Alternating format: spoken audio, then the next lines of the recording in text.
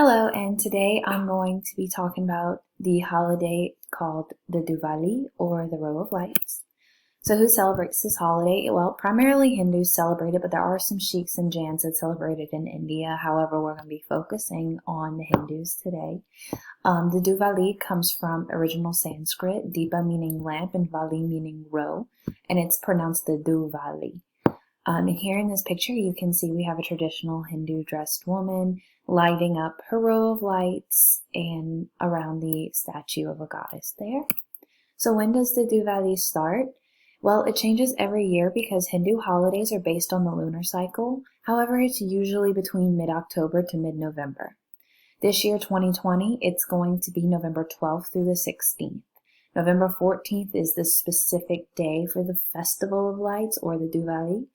November 15th is the Indian New Year, and other days are a range of preparations and festivities. So what happens at the Diwali? Well, the Diwali is the signifier for the spiritual victory of light over darkness. It praises three of their gods, Lakshmi, which is the goddess of prosperity, Krishnu, and Subhadra during specific days throughout the week. Some celebrated stories that kind of brought about the celebration of the Diwali is one from North India celebrating King Rama's return from defeating a demon with the power of light. And then in South India is Lord Krishna's defeat of another demon. And in West India, there's Lord Vishnu, who sent the demon king to rule Sutala, or another world for the Hindu culture. As you can see in this, it's light forces and authoritative forces for the humans defeating the darkness or demons and bad things in this world. How is the Diwali separated? Well, like I said, it's different for every day. On November 12th is the Hathras, which a lot of people will clean their homes there, and they're going to be getting new things like gold, silver, and clothing. And this is meant to represent the transition from greed to generosity when the light defeated the darkness, and it also invites in the goddess of prosperity, Lakshmi.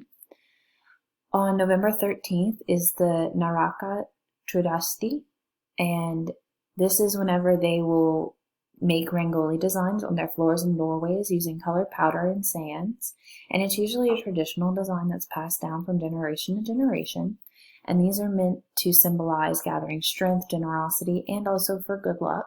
So if you can see on the left side of this slide, there is a traditional rangoli design, and it's just colorful, it's pretty, it's meant to be just a symbol of those things, strength, generosity, and good luck.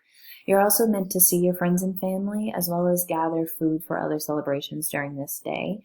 So the first 2 days are more like preparation days for whenever you get to November 14th, which is the Lakshmi Puja or the Kali Puja.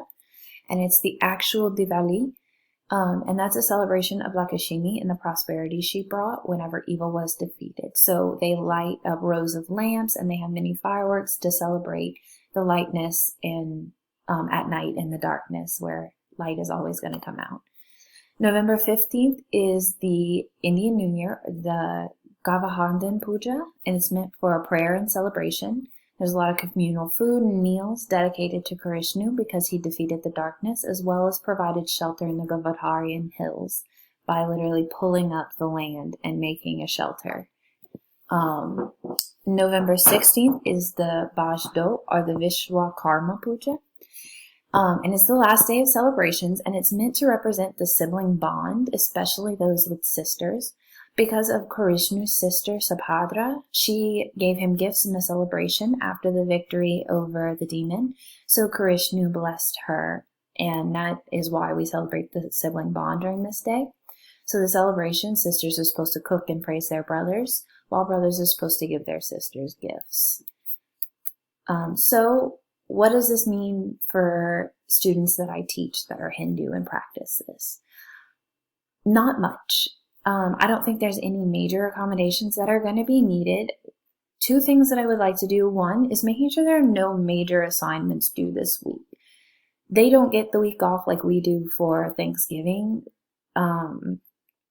So they're going to be very, very busy outside of school because they're still going to have to come, and then they're going to have to go home, and they're going to visit family, they're going to be making things, they're going to be out and about doing a lot of stuff. So I don't want them to have to stress and worry about too much over this week because they're celebrating and they don't need to be stressed or worried about extra assignments or essays being due.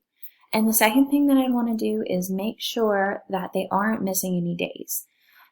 And not that if they are missing any days, it'd be a problem. Just I want to make sure that if they are going to miss a day, say from their New Year's Eve into that new day, I want to make sure that they're not, that they're prepared to have everything that they need to catch up and understand the material. So I need to get with those students one-on-one to make sure they have, any worksheets we might be doing, to see if I can get somebody to take notes for students that are going to be absent.